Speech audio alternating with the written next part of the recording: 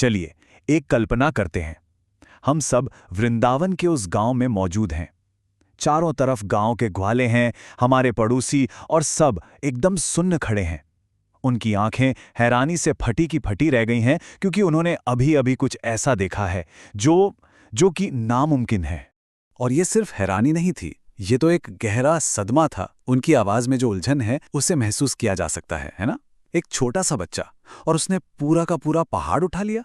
हर किसी के दिमाग में बस एक ही सवाल घूम रहा था, आखिर ये कैसे हो सकता है? तो चलिए हम भी वही करते हैं जो वो लोग कर रहे थे। हम भी उसी सवाल की तह तक जाते हैं जिसने उन्हें परेशान कर रखा था। एक एक करके सारे सबूतों को देखते हैं ताकि साधारण से दिखने वाले लड़के के पीछे का सच सामने आ सके। और देखिए, सबसे पहली बात जो उन ग्वालों को याद आई होगी वो ये थी कि गोवर्धन पर्वत को उठाना कोई अकेली या पहली घटना नहीं थी। असल में ये तो उनके बचपन से हो रहे असंभव कारनामों की लंबी लिस्ट में बस सबसे ताज़ा कारनामा था। जरा एक पल के लिए इस बारे में सोचिए। सिर्फ 3 महीने की उम्र में एक विशाल गाड़ी को पलट देना, 1 साल की उम्र तक आते आते एक शक्तिशाली राक्षस को हरा देना, और बचपन में ही 2 विशाल पेड़ों को जड़ से उखाड़ फेंकना। ये किसी लकी बच्चे की बात नहीं है, ये एक पैटर्न है। और ये सब तो उन्होंने 7 साल की उम्र में पहाड़ उठाने से पहले ही कर दिया था। तो ठीक उसी समय जब सबकी उलझन और हैरानी चरम पर थी, कृष्ण के पिता नंद महाराज आगे आते हैं।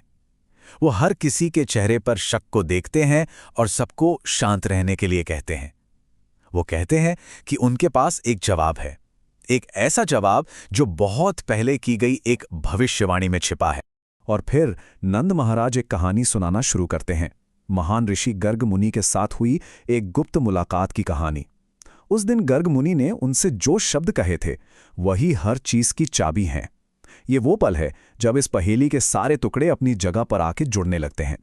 गर्ग मुनि में जो पहला बड़ा खुलासा किया वो ये था, जिस लड़के को सब जानते हैं वो इस दुनिया में नया नहीं है, वो पहले भी यहाँ आ चुका है, अलग अलग युगों में, और हर बार पूरी तरह से एक अलग रंग के साथ। सोचिए जरा, ये सुनना कैसा लगा होगा। मतलब ये सिर्फ एक लड़के की कहानी नहीं है, ये तो एक शाश्वत आत्मा की कहानी। फिर बात आती है उनके नाम की। गर्ग मुनि ने समझाया कि उनका एक नाम वासुदेव उनके पिछले जीवन से आता है, जहां वे वसुदेव नाम के एक व्यक्ति के पुत्र थे। हर नाम एक सुराग की तरह है, रहस्य की एक और परत जो दिखाती है कि ये लड़का जैसा दिखता है उससे कहीं कहीं ज्यादा है। लेकिन भविष्यवाणी यहीं नहीं रुकी, वो और भी ज्यादा साफ हो गई। ये सिर्फ ताकत के कुछ कारनामों के बारे में नहीं था। गर्ग मुनि ने कहा था कि इस लड़के का एक मिशन है, सौभाग्य लाना, लोगों को हर मुश्किल से उबारना, और सबसे जरूरी एक रक्षक बनना जो ये पक्का करे कि अच्छाई की हमेशा बुराई पर जीत हो। और ये सारी बातें हमें भविष्यवाणी के उस अंतिम हिस्से की ओर ले जाती हैं, वो बयान जो सब कुछ साफ कर देता है और एक ही झटके में ये बता देता है कि कृष्ण असल में कौन है। गर्ग मुनि ने मानो 2 तस्वीरें सामने रख दीं। एक तरफ एक साधारण गांव के लड़के की छवि जो सबके मन में थी, और दूसरी तरफ हकीकत, एक ऐसा जीव जिसकी शक्ति किसी भी शारीरिक बल से कहीं आगे है, जिसका प्रभाव पूरे ब्रह्मांड में फैला है। इससे ज्यादा साफ अंतर और क्या हो सकता था? और बस इसी के साथ गर्ग मुनि ने अंतिम फैसला सुना दिया। उन्होंने बिना किसी लाग लपेट के कहा, तुम्हारा ये पुत्र स्वयं भगवान नारायण के समान है। दूसरे शब्दों में, हैरान होना बंद करो। पहाड़ उठाना, राक्षसों को हराना, ये सब उनके लिए कोई चमत्कार नहीं है, ये तो बस उनका स्वभाव है। तो इस दुनिया को बदल देने वाले खुलासे को सुनने के बाद ग्वालों ने क्या किया?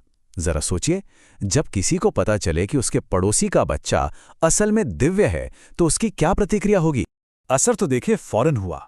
वो जो डर था, जो उलझन थी, सब गायब हो गया और उसकी जगह ले ली जबरदस्त खुशी ने। जो कहानी एक हैरान कर देने वाले रहस्य से शुरू हुई थी, उसका अंत एक जश्न में हुआ, क्योंकि उस गांव ने आखिरकार अपने बीच रहने वाले उस अविश्वसनीय बच्चे के असली स्वरूप को समझ लिया था। और ये कहानी हमें एक आखिरी सवाल के साथ छोड़ जाती है ना? अगर इतनी विशाल, इतनी दिव्य शक्ति एक छोटे बच्चे के रूप में छिप सकती है, तो और कहां-कहां कुछ असाधारण छिपा हो सकता है? शायद ये कहानी हमें याद दिलाती है कि हमें अपने चारों ओर की दुनिया को थोड़ा और गौर से देखना चाहिए, क्योंकि महानता वहीं मिल सकती है जहां हम उसकी सबसे कम उम्मीद करते हैं।